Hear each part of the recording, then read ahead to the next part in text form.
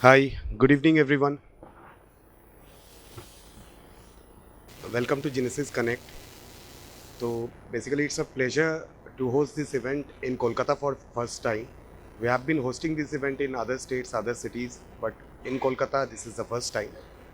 So the agenda of today's event is that we are planning to have three sessions back to back. So basically we are having a opportunity that we see in front of us. We'll be discussing about retail. So retail is seeing a lot of change, leaps and bounds of change in the recent times, whether be it online retail or be it offline retail. So we'll be discussing on that, and for this we are having three sessions, and for the first session we'll be discussing on the omni-channel and multi-channel part. So since you know that technology has evolved a lot, be it online payments, be it e-commerce, be it AI, and many more. So this has transformed the industry a lot. So we at Ginesys, we organize this kind of events. We invite all the industry leaders to understand, to have a discussion on how the industry is shaping and what are the roadmap in the next, let's say 2, 3, 4 years, and how the industry is shaping forward. So we'll be having our first session. For the first session, I'll be inviting Mr. Jitendra Vyas, Head of Acquisition in Ginesys. So he'll be hosting the first session, which is uh, the name of the session is Winning the Multi-Channel Game, and there'll be panelists. So we'll be inviting panelists one by one. So the first panelist will be Mr. Shitanshu Jhunjhunwalla from Turtle. So I'll invite him on stage. So sir, please come on stage.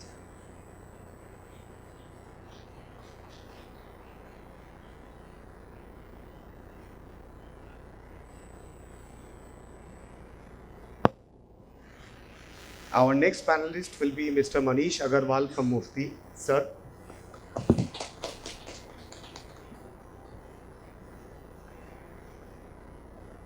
And our final panelist for this session will be Mr. Alok Paul from Berrylush.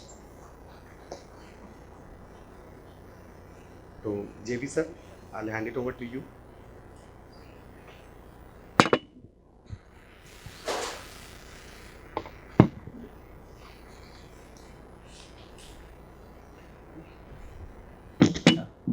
Good evening, everyone. I'm sorry for the delay, but at the same time, I think you all are really excited, and I'm also glad as well as honored to moderate this esteemed panelist. And I'm sure with their rich experience, you'll be able to get a lot of insight about the topic that we are going to discuss. There are a lot of interesting points that we're going to discuss, and which is definitely going to value and give you a benefit uh, on those areas. So, probably I'll start the point. So,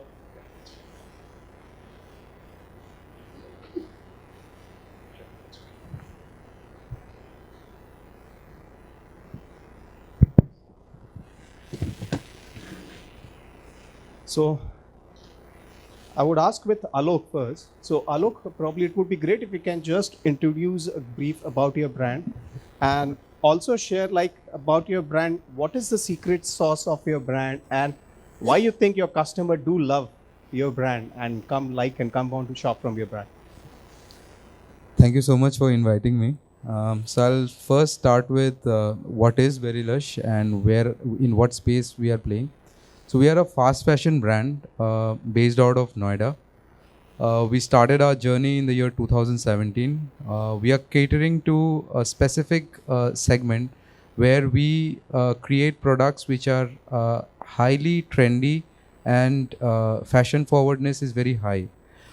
We launch roughly around 150 styles on a monthly basis, and that is one of the reasons why our customers come back to us again and again. We have a retention rate of around 25%, and the new arrivals is something which is the most exciting thing for our customers. Great. Thanks. So, Manish, would be great if you can just give everyone low. Everybody knows about Mufti. There's nothing much to be introduced about your brand, definitely. But just if you can share something about your brand and also share, as I said, what is the secret sauce of your brand and why do customers love Mufti? Thank you, everyone. You and the Ginesys team to calling me here. In our brand, we are very fabric-centric brand. Quality controls are very primary when we are designing any products. We are very fabric-focused, whether quality fabrics, new tech fabrics, and all. And then designs are there, and uh, we make lots of we make lots of design varieties. We are not a fast fashion brand. As he said, he is launching 150 styles every month.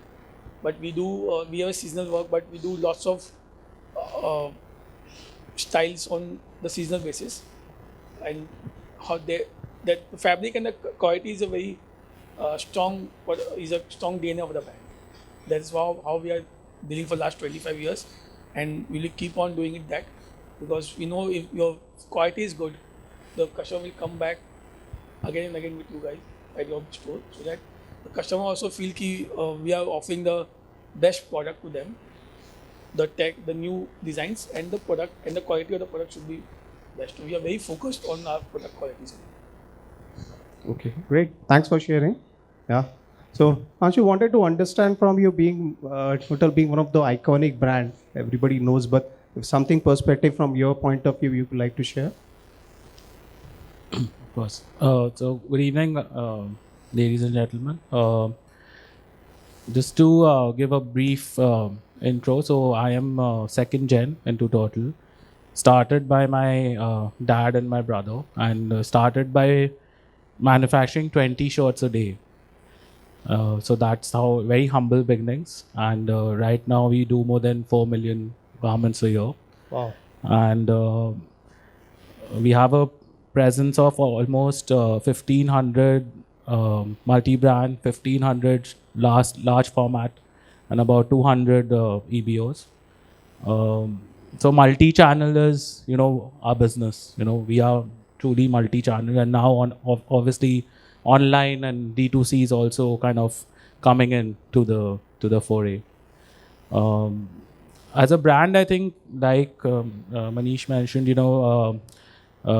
for a consumer, at the end of the day, a shirt is a shirt, a dress is a dress. So it's your brand resonance, the way you communicate consistently, the way the consumer perceives you. And for Turtle as well, we call ourselves in the business of slow fashion. It's not fast fashion, because we are also into the seasonal business. We have to predict fashion 12 months, 14 months in advance. And we have to take bets on inventory. So yeah, it is a risky business, and if you go wrong, you can go really wrong. So I think staying true to the brand promise, not compromising on quality, and delivering a great product, I think that's the winning formula, because I feel there's no magic bullet in our businesses. It's actually the coming together of all functions, right from sourcing to buying to IT to your people on the front lines, and when it all comes together every season, that's when you win. Sure, great. So my next question is also to you. Since we are wanted to understand more from a multi-channel point of view, so Turtle being a brand actually being started more as an offline brand, more focused towards offline as well as distribution. We just went online last year. Yeah. So that's my point is, so why basically, because being started from an offline brand, what was the thought that you decided that you need to get into an multi-channel kind of business? Started with offline, then got into online. Even in online, you are getting into things. So what is something that is the reason that you have gone into, and what are the different channels of multi-channel, like different kinds of multi-channel in which you are, and what is the reason that you have gone into this multi-channel?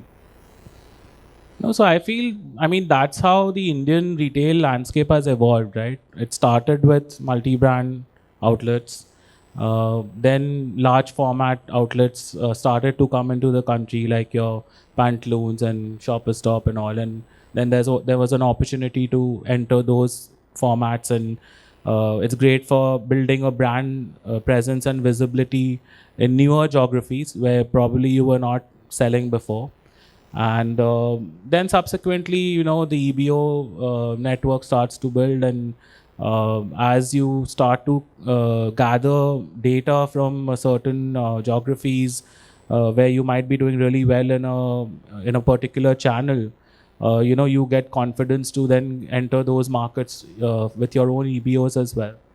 And similarly, now e-com and online is the new channel which is now coming, and it's there to stay. Um, Globally, it contributes now about 16-17% for good mature brands as a channel, and that's how we are looking at it. It's another channel in this multi-channel foray. Okay. So, Alok, from you, like for you, why multi-channel is important, and what are the different kinds of multi-channel in which you are, and why it is important for you as a brand? Absolutely. So, to begin, we are a digital first brand.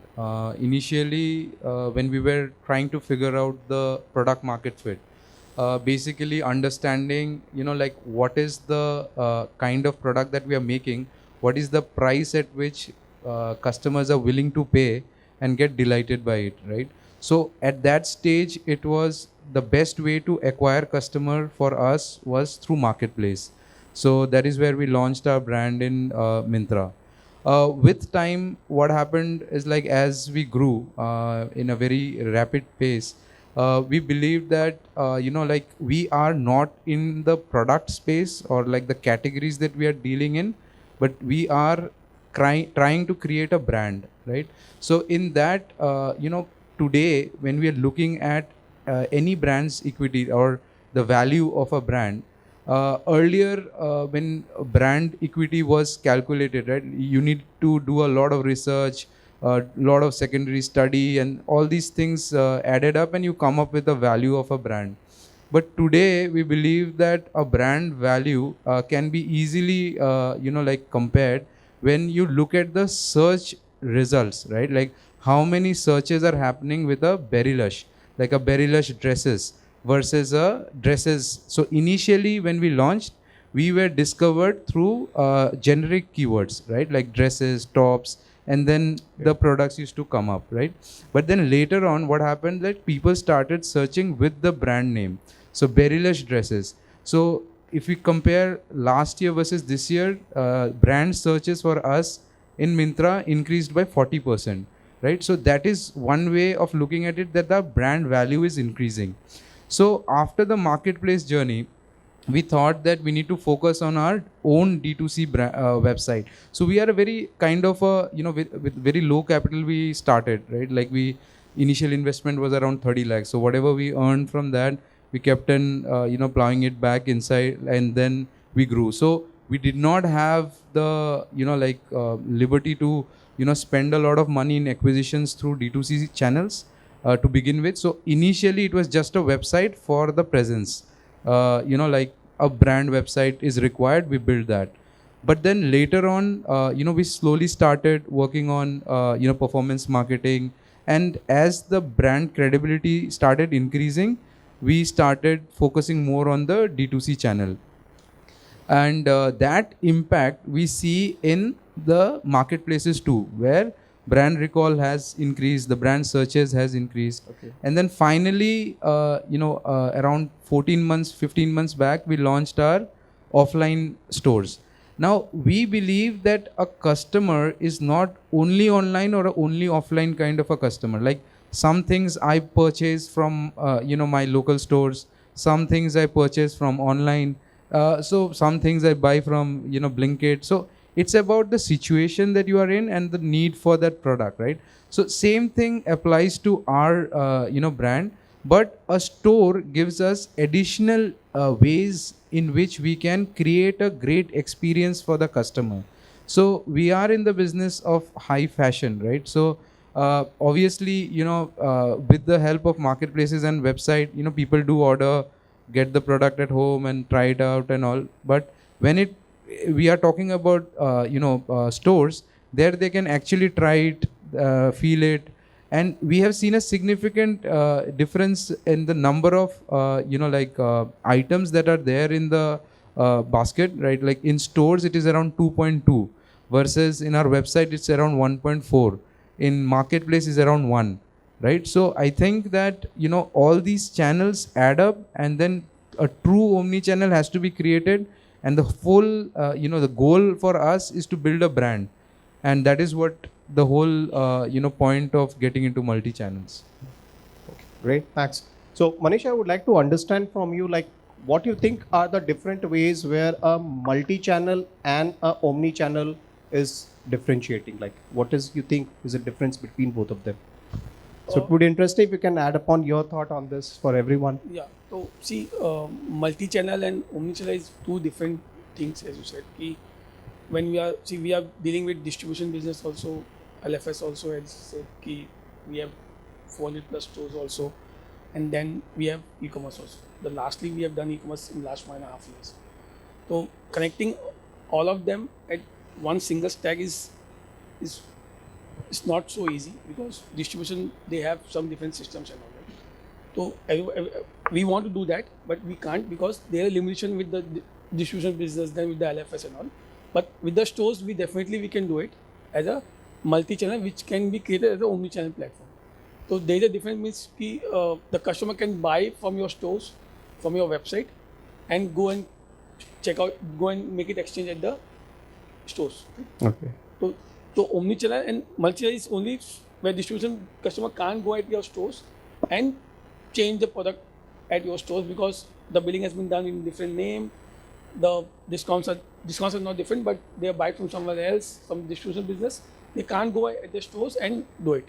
But that's why the omnichannel and the multi is very different, two different things which can be come at one single platform. But then it's a very tough task as far as tech is concerned. GST is concerned, it's a very tough task to do that. It's not so easy to do that. Yeah.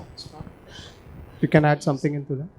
So I would like to share a story, and then my own experience, and then how I learned about what truly omni-channel is. So I was in the UK, and morning gone out to shop with my spouse, and now we picked 7-8 garments in Zara. And I'm dreading that now these shopping bags I'll have to carry the whole day, because we've just come out, and if she shops, then I have to carry it. So it struck me that they have barcodes, right? And there's a Zara India app, and I just decided to log into the Zara India app, and I scanned those barcodes of the pieces which were tried. And surprisingly, 7 out of those 8 were available in the India app. And it was about 500 rupees cheaper per product. Wow. So I actually just added it to cart, paid by my Indian credit card, and it got delivered home. I didn't have the headache of carrying that back from the UK to India. And that is when I actually realized the power of omni-channel, right? True. Because I was just so grateful to Zara for that, because otherwise the whole experience would have been so bad, and I was dreading it. So as Manish rightly said, that the kind of experiences you can deliver to the consumer directly is the power of omni-channel, which is largely possible through your own ecosystem, your own set of stores, or your own website. It's little more challenging to integrate with large format or distributors, where you don't have the control over the entire ecosystem per se. And I think as brands start to evolve in India, it's still at a very nascent stage, I feel. The technology adoption, the customer experience, like this example I shared, has to become amazing, where the customer doesn't have to stress about how he's buying your brand. And it doesn't matter whether he's buying it online, offline, clicking here, collecting there. It should all just work effortlessly and seamlessly. And the day brands can start delivering that, the customer is just going to come to you. Like, let's say if Turtle or Mufti can promise a 1-hour delivery of a shirt to your hotel. You've come to a new city and you have an interview in an hour. And if Turtle can give you a shirt in your hotel in an hour, that's amazing, right? Then will you buy anywhere else? So, but then a lot of back-end work and technology has to support that. And I think that's the roadmap for us. That's how we'll start to kind of penetrate and talk directly to consumers more and more. Yeah, wonderful. So what you're talking about is more from a customer experience driven point of view, where you decide on your omni-channel strategy considering customer experience from a point of view. So is there a specific constraint or challenges or to be takeaway for the audience where you think you would like to share that they should think from their omni-channel strategy point of view when they want to plan for their omni-channel? So it's not specific. It's lots of pain is there. Yes, absolutely. And I'm heading the tech for the company. I know ki I get a call at 6 in the morning ki inventory is not getting sync. Then you can also witness that ki I keep on calling you and your team to especially to Sumuda and Ankit, who is heading the entire integration for us. And it's not an easy thing, but you have to decide. You have to take step one by one only. True. Okay. You can't be live with every channel at one. For example, we have done all the multi-channel, all the tech, all the stores. We have taken 1 year time to stabilize them. Okay. But that stabilization we have done, now it's future ready for us. Now we'll not go wrong major leagues anymore. We have taken 1 year to do that. Now we have live with 120 stores all on our own website. So first we have tick marks all the box like logistic partners, your OMS partners, then the integration, store inventory. This also give us the discipline at the stores to keep your inventory correct. Because if your inventory is not correct at the stores, at the POS level, order will come and you will not be able to fulfill it because that same item is not available at your stores. If you see the other brands, the cancellation rate of the other brands in the Omni is huge. But we are dealing with zero cancellation rate as of now for last 3 months. Either it is Myntra or our website. We have zero cancellation percentage on Myntra and website. Wow, wonderful. So what Shitanshu has mentioned about omni-channel, where he mentioned that it is more from a place where you have a better control. He added up to the point that where channels where you have a direct control like your website or your own e-commerce and plus your own EBO stores where you can have a better control and which can help you to stitch all those dots and can give a better experience for a customer to get a better omni-channel experience. So, Alok, can you please add upon something more from your organization change of culture point of view? What you think that something from related to omni-channel implementation or omni-channel experience? What are the challenges that you have faced or something which you, as a word of caution? So when we planned to go omni-channel, so we already started our offline stores, right? And then when we planned for omni-channel, this is the real experience that we had. So we decided that we'll go omni-channel. We discussed with Myntra how do we go about it. I had a talk with Ginesys team Irfan from Roundtable, and within 14 days we got live, right? And omni-channel orders started flowing. And the primary reason for us to go omni-channel through Myntra was like the stores, the inventory which is there in the stores, the way, because we are a digital first brand, right? So the way we see products moving is very fast, right? Like from online, the orders come very, in a very rapid manner, and the rate of sale of every product is very high. But when we compare it with the stores, it's very different. For us, it was a very, very new experience, right? It was a completely new channel for us. And we as a team did not have experience in offline. So as we saw that the inventory is kind of getting blocked and it is moving very slowly, even for the best selling products. So we thought that we should go omni-channel so that the inventory is exposed in online also. And exactly, like what we envisioned, it happened that, orders started flowing from Omni. We had a benefit from the back-end perspective, not from a customer side, is that the logistic cost was significantly lower than when you're distributing directly from your centralized warehouse. So these were the benefits which were there of going omni-channel.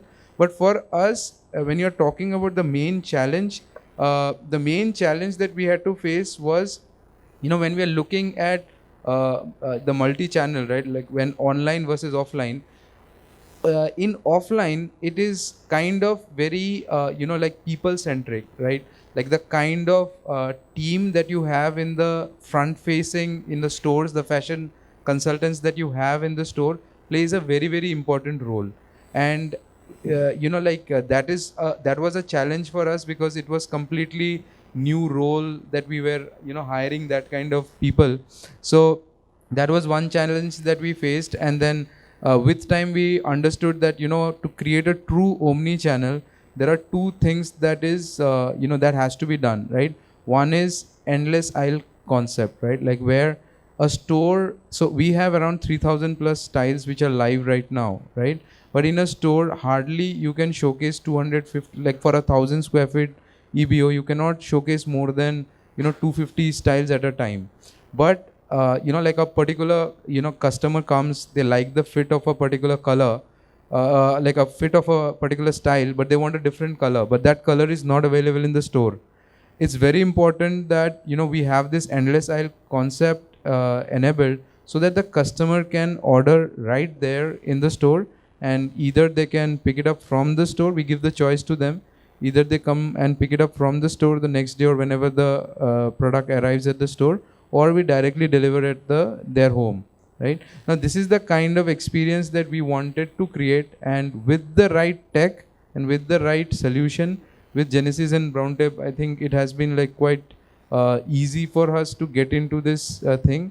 And means there are a lot of other additional improvements that can happen, but at least from a experiment point of view, from a first understanding the concept, I think we could do it very quickly and exactly how we envisioned. Great, wonderful. So you have actually add up a very interesting point, adding up to a multi-channel, omni-channel, which is more of an endless aisle as well. So Manish, it would be great if you can also add upon a specific factor of, because you are more of franchisee-driven kind of man, because in terms of your store, you have majority of those stores are franchisee. What are the challenges that you have faced in terms of adopting omni-channel strategy in your entire chain where you have lot many franchisee stores, and how do you have dealt with that? See, Do you think, is it possible? Like, yeah, we have live with yeah, four, it would be interesting for all of us to so know. ordering, as he's spoken, when the customer is coming to your Right. store, so we feel that customer is having he's come all the way to your store from home, right? He has done the parking. Then he's coming to your store in a mall, right? Right. After eliminating all the other brands. Now, if you can't offer him what he wants, if say he likes one style, but size is not there, right? So currently we have asked some there 10 to 12% of your sale get lost due to this only at the stores. Okay. In our type of brand. Sure. Whether size is not there, Mm-hmm. colorways are not there. Okay. Same style mein one color is there, second color is not there, right? So you mean 20% of loss of 10%, sale? 10 to 12% Oh, there which loss is of quite sale. significant. Yes, it's correct. Now we have identified last year only how we can solve it out, right? Okay.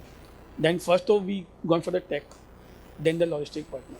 Then we have gone to franchisee, how we have to convince our franchisee. Mm-hmm. So from day one, we are putting this in our agreement.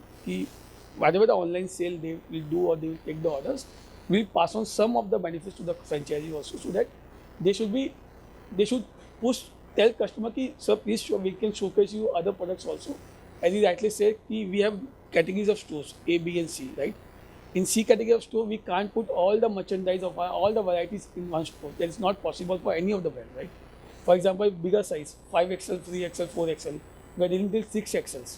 We can't keep 6XL at every store. So if the customer comes in Punjab store and he doesn't find it, we can show him the home and we can get it delivered. But after taking the order, which if you don't fulfill that customer is not going to come back. So that's the biggest problem. Your staff is good, you have paid the incentives, they will convert the customer, but after customer doesn't understand what tech you are using, what logistic partner you are using, they are least bothered. They are given you the money, that's finished. They need the product. So that front, after taking the order, getting it fulfilled is the biggest challenge.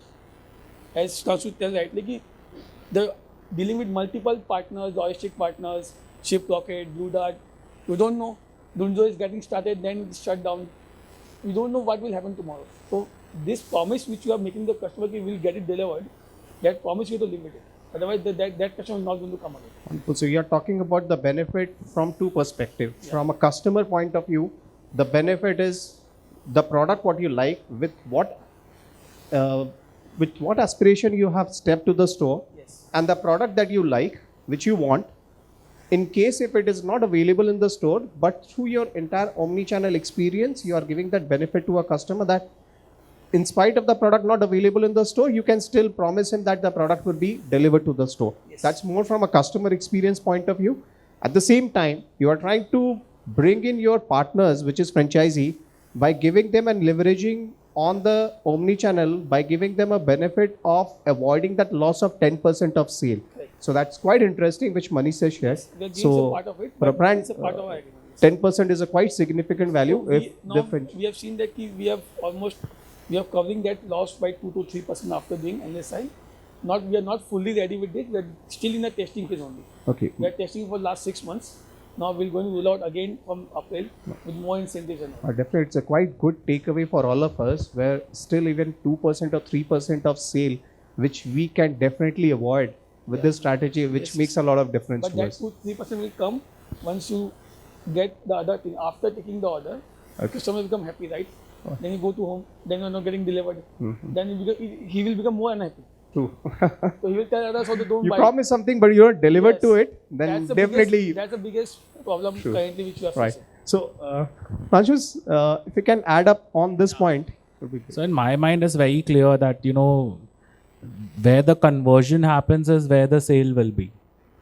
So omni-channel for the store level for me is that we are giving you an amazing conversion tool, which opens up your entire universe. So you can't make excuses that I couldn't sell because this wasn't available, that wasn't available, size wasn't available. We've given you that platform, so you convert. And if you don't convert and that customer chooses to go online and shop at my website, it's not your sale. It's as simple as that. You have not made that. You have not done the mehnat to convert the customer. Bad luck. On the flip side, I was at the H&M store in Calcutta, and we picked up some products for my son, and there was a half an hour queue. Now, I would still be okay to kind of wait in that queue, but my son wouldn't. So he did the same thing. He just scanned it on the app, and we went home, and it came the next day or the next day. And how does that matter, right? But in my context, that store didn't do that mehnat. Why did they have the queue? They didn't manage their operations well, so they shouldn't get the credit for that sale. It should go to the online world. So wherever the conversion happens is where tech can play a lot of role, but then you have to manage it well with delivery, with promises, Anshu, we everything. have spoken about benefit for the franchisee. We have spoken about the benefit for customer. From omni-channel implementation or point of view, what is the challenge that you have faced in terms of your internal staff, like your own team, your salesperson at the store, So that's what, if you can add upon, So what is the really- challenge that you have faced and how you have overcome entirely change of culture within the organization? Because they would think if a customer comes, the product is not available in my store, someone placed the order from another store and I'll lose my revenue. So how you have overcome those challenges, and probably what are the benefits and how you have done it? So I think I really wish there's a course on this because it's not taught in our colleges yet, and this is the future. But I think it's coming in now. For the team, I mean, it's not a choice; it's inevitable, and I think the way to address this is that you have to communicate that ultimately the pie itself is going to increase. It's not that the pie remains the same and you're getting a smaller piece every time with every order. Right. The pie itself is increasing because your universe is now much larger. You're getting much more walk-ins from multiple channels and various places. And in the long term, that's going to give you the ROI and the returns. And then it's just kind of reinforcing that every time and training and being true to your vision.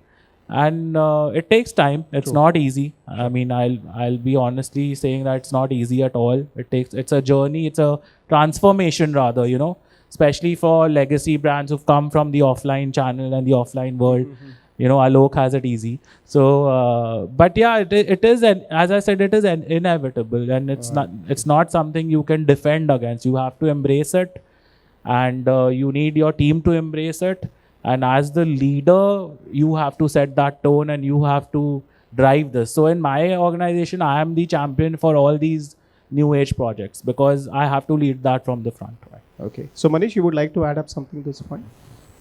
See, it's all about culture and how you propose to your staff. It's like a project, and that's why I told you we are still on the implementation phase. We are doing this last 6 months.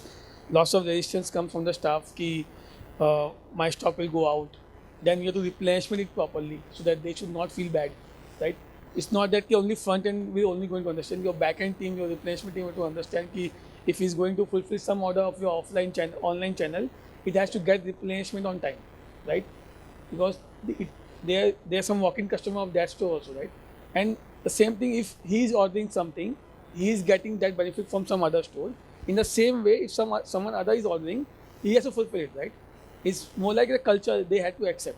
Yes. What Shitanshu is, it will open up an entire universe for all of them. Definitely. So they are not just limited to customer within their store walks in. They are also getting exposed to the customer who step to any other store across there. Sure. Okay. So Alok, wanted to understand from you, because being you started initially as an online brand, how do you leverage upon in terms of performance marketing, search engine optimization, and how do you think what is relevant for this brand, and probably if you can share up with other people about that? So when we look at our own website, right? So like if you are only focusing on performance marketing, which is the case with majority of the brands, because performance marketing gives fast results, right? So that is where brands tend to think that this is the way forward, right? Like you spend more money, you get more return in that. But what happens is that as more and more brands are coming in, the new age brands and even the legacy brands, if you see the panel today, like 1.5 years or 1 year back, they have also come. So now they are also going to spend on ads. Now what happens is like the cost of ads keep on increasing because it's about a demand and supply kind of a thing, right? So if you are relying only on performance marketing, your rate or like your return on ad spend is just going to increase. So the strategy that you have to have here is more about like a 360-degree marketing. So performance marketing is one. Second is your when you're looking at organic traffic, so you need to look at how you can retain the customers, right? So you are spending a lot of money by spending on ads. You get the customers, but if you are unable to retain them, then the true lifetime value of a customer is not realized. So that is the reason why like a brand has to focus on organic ways of retaining customers. So when we look at retention of a customer, you can do it with ads also, as well as things like WhatsApp marketing, SMS marketing, email marketing, as well as your social media, right? So all together you need to have a 360-degree view on marketing and for your own D2C website, right? So what we have seen is that if we only rely on performance marketing, you cannot be a profitable this like D2C website cannot be a profitable channel. But if you have a complete 360-degree view on the problem, then definitely with time, and it's a long-term thing, right? Means it cannot be something that you can overnight become profitable. With scale, like in a website, you will see that if you are doing say just for an example, like say if you're doing 20 lakh of sale and you're spending say 5 lakh on ads, you get a 4 ROAS, right?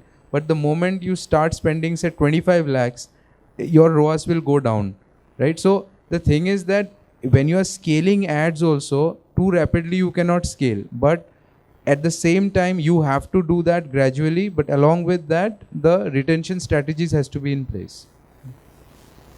Great, thanks. So, Manish, we wanted to understand from you, since being an offline initial first brand, where we, being an offline brand, we invest on marketing where we see the physical ad, might be a banner or hoardings or might be in the magazine.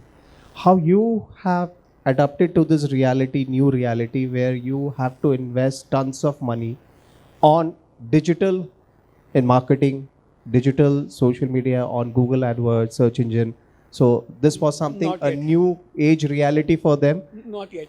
Not yet. Not Okay. yet. So we have just started social media for the last And one what do year. you think, how it is relevant for an offline brand who wants to get into an online, and how, where, because for an online brand, this is the way of the life. They have to do it. Without this, they cannot survive.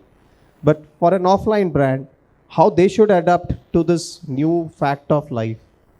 See, as Alok said, it should be a pie. It should not be only a performance marketing.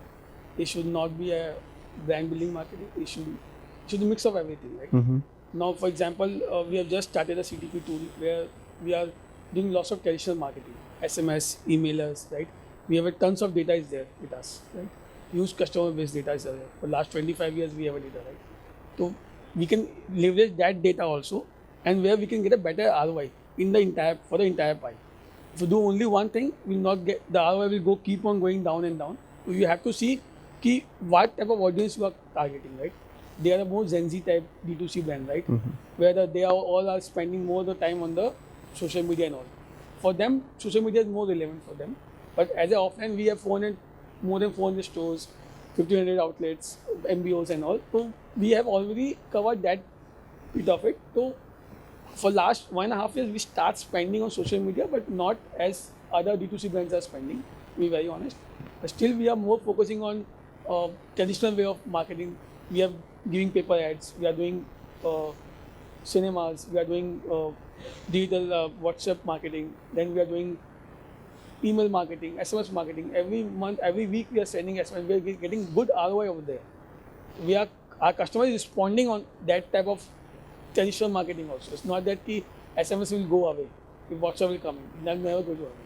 Because every customer is response in any one medium, right? We have to figure it out which audience we want to target from which media, right? It can be WhatsApp, it can be social media, it can be emailer, it can be SMS, it can be physical store, it can be hoardings. You don't know the customer where we will see your brand at, we will come to your stores, right? So still we are not so much at social media as of now because we have the offline presence and all. So currently we are still going slow and steady over there. Shitanshu, would like to add upon something? Yeah, so I think I have a slightly different view on this, that the difference between mass media advertising and digital and social is that it's carpet bombing versus very targeted, right? And I think that offline media marketing, you don't have any data point to work with, how many people have seen that ad or seen your hoarding, or so you're carpet bombing the place, the catchment, the city, hoping people will come. And traditionally that has largely worked also. It's not that it's not worked.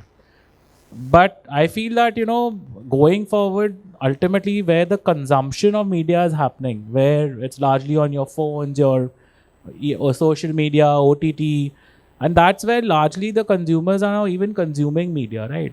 And the recall factor also, like, if you think about today morning, say like till now, you've been on the road, you've traveled, how many hoardings do you really remember? Which was the hoarding or which was the ad you saw in the paper today? The recall factor is really diminishing. And mass media, in my view, at a certain product category, it works, FMCG, etc. But generally speaking, now for brands, mass media is slowly, ROS are diminishing. And tactical for sure, BTL, localized activation works. But for brand building, I think, now places like Instagram is the place to be, where you can directly communicate your brand ideas to the consumer and they can respond positively or negatively. And you have to take that, and then you're more connected with the consumer, right? And that is the way forward. In the US, there are billion-dollar brands now just being built on Instagram without any mass media. So for us at Total, last year we spent about 20% of our budgets on digital. Next year, the plan is to spend 50%. And we're just getting more ROI. That's it. Wow. So 50% on digital. Change. What Shitanshu is saying, the pie earlier the entire thing on mass media and the pie is getting changed. Out of that pie, the slice is getting changed. Now we are more depending on social media and all. But still, we are still not that place. But we're going definitely we have to go there. We can't check the ROI of mass media. That's for sure. That's a give and take. That's a reality of the entire media journey. But the pie is getting changed. If you are going to spend 100 rupees earlier, 90 rupees on this physical marketing, now it's getting changed 50-50. It's going to say we are spending more on social media and all. We have to do it. We are on that path, but we are not as per them. They are D2C first, so they are always go digital first. Then they look after the cinemas and all. Definitely. Sure. So Manish, it would be interesting for all of us to know, like, what is the role of technology in the success of your brand, and what are the different kind of tech stacks that you have been using, and anything you would like to share with the audience that how relevant for you as a brand and how relevant for a retail brand or an e-commerce brand from a technology point. See, we are discussing offline before this meeting ki there should be why there is not one single ecosystem where we get everything. Why we partner with different people, right? So you see, ERP we are using Ginesys for last 16-17 years, right? And we have day one we are clear ki we don't want to do ki backend should be different, front end should be, we don't want to do it. So we on the single system only as of now. E-commerce, we have done a partner with one partner who is solving all our problems. Like it is either it is B2C, brand website, endless aisle. This is one stack only, right? Then there is a logistic which also taken care by them only as of now. Earlier we are using ShipRocket, but now we are not using it. We are very clear that we don't want to handshake with multiple partners. I don't want this issue that I'm taking a meeting, I'm collecting all 5 of them, and they are saying कि वो उसका गलती है, वो उसका गलती है, I don't want to go on that. But we have, because OMS, now we have got in brown tape and all, but we are dealing with only 2 partners and we are doing pretty well. In e-commerce we have never done so much in e-commerce in the last 1 year what we have done in terms of techs. And tech plays a very, very big role in e-commerce success, definitely. Because getting a data from 420 stores, getting it synced to the OMS partner, then to your website multi-channel partners and all, it's not an easy thing to do it. It's a lots of tons of data is flowing in every second, right? With the huge volumes, right?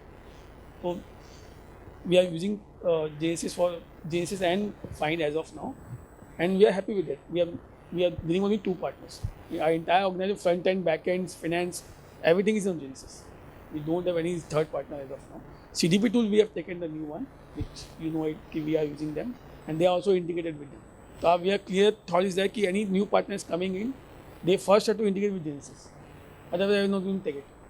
Either it is payment gateways or credit card swap machine, Razor Pay, anything. If we are not integrated with Ginesys, I am not going to take it. It's very clear from my entire management tell. We don't want to do multiple handshake and multiple. See, if we do multiple handshake, my front end team has to work more, right? They have to do multiple swapping, everything. Sure. We don't want that. We want one single dashboard for my store staff to operate the entire operation at the store. So it means primarily strategy for you from a tech consolidation point of view is that you want to have least number of solution provider. Clicks. As less number of solution provider you think it's more of a better way of managing a solution. And we can wait. We can keep on bothering you to develop the things. We can wait. We have a patient we can give.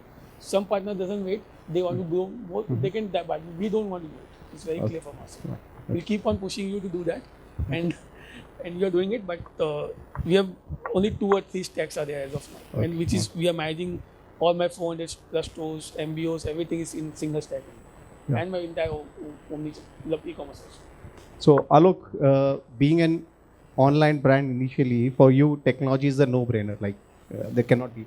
But would be great for all of us to know, is there any specific you think from a technology point of view, what is the specific strategy that you have applied or what do you think is more relevant or something area where a brand has to focus more in terms of technology? So I have a little bit, different view from him. So when we're looking at the technology part, right? Like obviously the backend, when you're looking at ERP, for an organization, it is very important that you have a single ERP where everything happens in the one place, and that is exactly what we. That was the reason why we moved to Ginesys. Prior to that, for material resource planning, we had a different software. For financial accounting, we had different. All these things, like in one place, is very important from a back-end perspective. But when you're talking about the front end and consumer experience, right, you have to look at what is the best available software or solution which is there, and it is like near to impossible for one organization to do everything. And the moment, at least from our end, like the moment anyone says that we do everything, we try to avoid that organization, because that is not possible. So what we look at is specialized products, right? Like for example, when we look at our tech stack from a website point of view, like the right now the most used backend is Shopify. So we are also on the Shopify plan. Apart from that, when we look at the various requirements of applications on top of it, so for our WhatsApp communication with the customer or the customer relationship management, for that we use a app called ByteSpeed. For our there are multiple applications, like there are more than 20 to 25 applications that we use at the backend to create that right experience for our consumers from a front end point of view.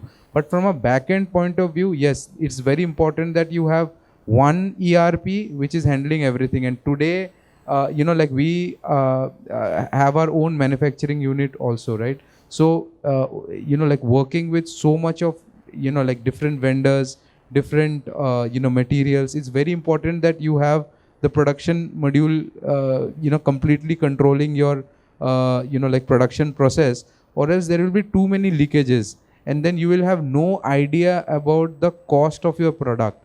And the moment you don't have the idea of cost of the product, you do not know at what prices do you sell.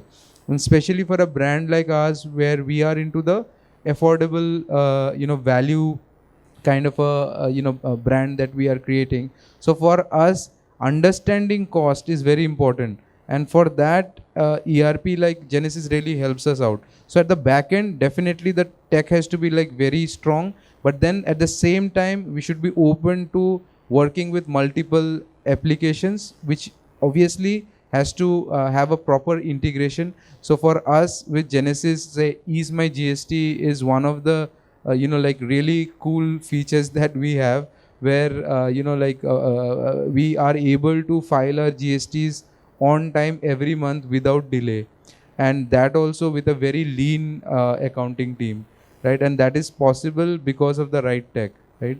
So again, technology is the backbone of our organization, not only from these basic requirements, but also the way we are producing our products, right? Like replenishment of the products, the how much to make, what to make, when to make, all these things are data driven. So there is a primary difference between a digital first brand and a offline brand, is that initially we do not take bet on a style by producing a lot of units in that. So our initial batch size of a product is less than 300, right? But the moment it starts working, we try to analyze and we see that the rate of sale, we analyze it on a daily basis, and that is where the next lot is made, which can be 1000 units, 2000 units, 5000, 10,000. We build it gradually based on the response of the customers. So for this to happen, you need to have a very strong backend, or else you will not be able to react that fast. And for a digital first brand, it is very important that if you want to work in a lean way, if you want to have a good inventory cycles, right, it is very important that you have the right tech, and not only the right tech, but right tech giving you the right information. So, like before Genesis, one of the key problems that we used to face was with bill of material. Right? What is the cost of the product? It was something which was, like really difficult for us to track, because any change in the material would just increase, or decrease the cost, but we would not track it. But right now we have the right tag to track it, and based on that we are able to change our pricing. So yeah, again, tech is very important for us, and we are open to new technology, new applications, whatever solves our problem. We do that. Okay, thanks. Shitanshu, you would like to add anything to that? So I think ERP phase in Indian businesses is now kind of done. Like most mature businesses, ERPs are mature enough. Whether it's Genesis, we have Oracle implemented, vagara. I still feel the front end commerce is where it really needs to fire. We all make great products now. Best in the country, best in the world, probably best in the regions. And there are consumers all over globally for you. And but the challenge or the limitation is you don't have tech to support it.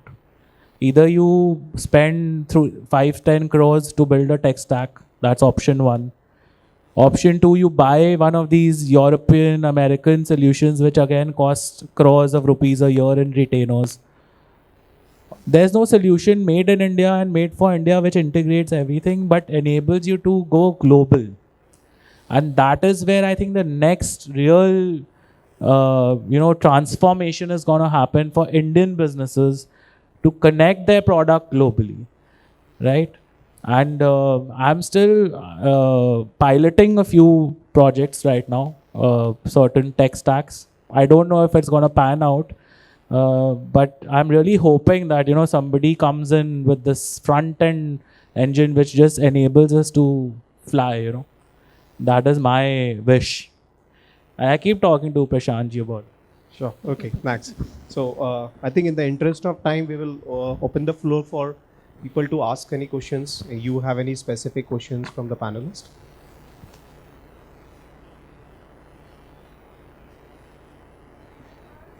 Sure.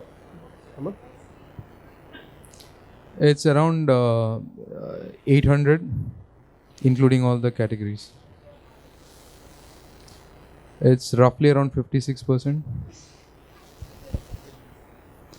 It's around 32% before RTO. With RTO, it comes to around 42.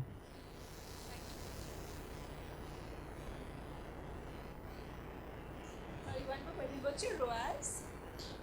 Currently, in Facebook, it's around 4.1, and in Google, it's a little bit more than that.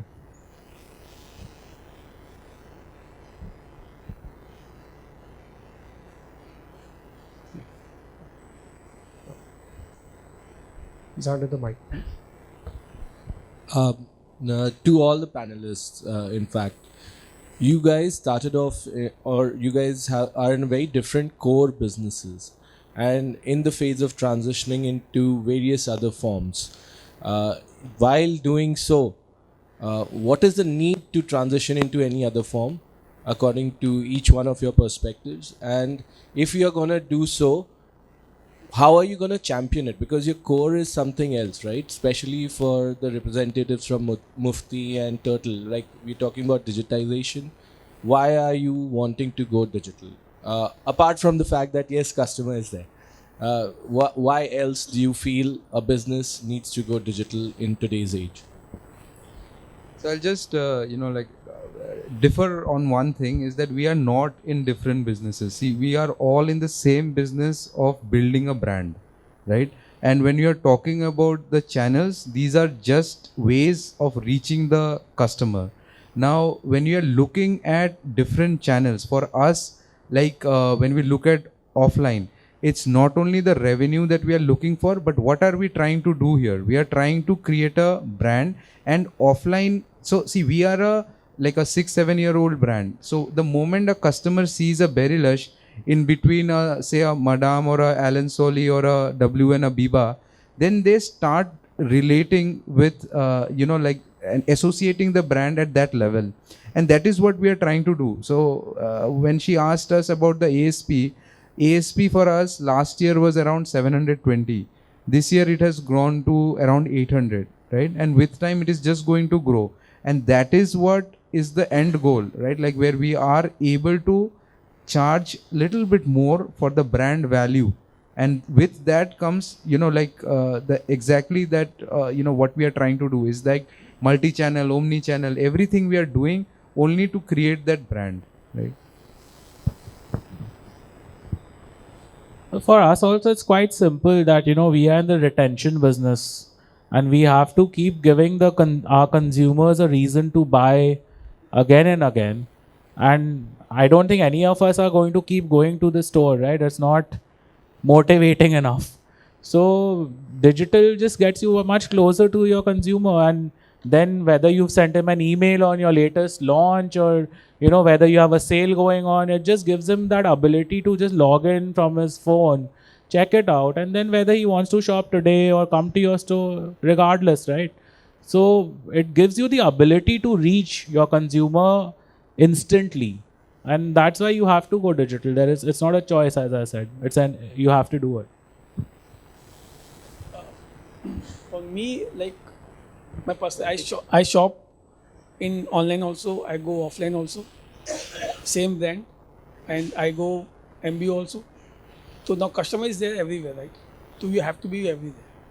You can't ignore any one of the channel in coming age, right? You have to be there. There can be different strategy. They are the online first brand. We are the online last or online last or second or third, right? First we go for the distribution business, then we go EBO, then we go LFS. For them, LFS is much bigger than us, right? But online is also there with us. It's a new world which we have to expect. And if you don't accept the change, then you might be losing some of the things other as far as sales is concerned. So you have to be present. The brand presence should be there everywhere. You don't know where the customer will see you, right? And buy or like your products. And when. I shop at 2 in the morning at 2 also. And I shop in the afternoon also. But this is how we are going at. The mobile become it's like a second wife for us. कि mobile तो नहीं है तो something is missing in the life. It's like that. Sure. I think thanks everyone. Thanks for the panelists.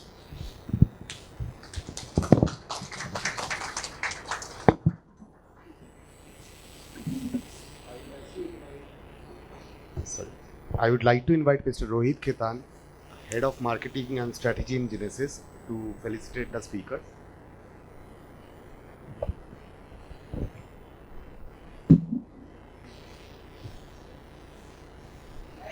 We would love to have a round of applause, please.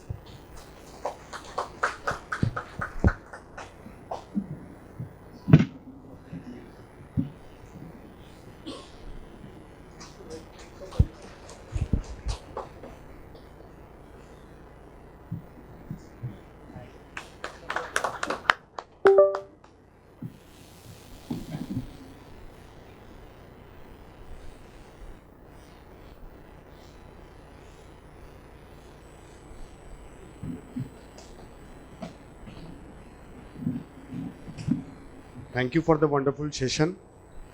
Now, moving on to the next session, I would like to invite Mr. Bhaskar Bhattacharya, Business Head East, Ginesys. So he'll be handling this second session and he'll be taking over from me. The name of the session is Chasing Growth and Profit in Fashion Retail.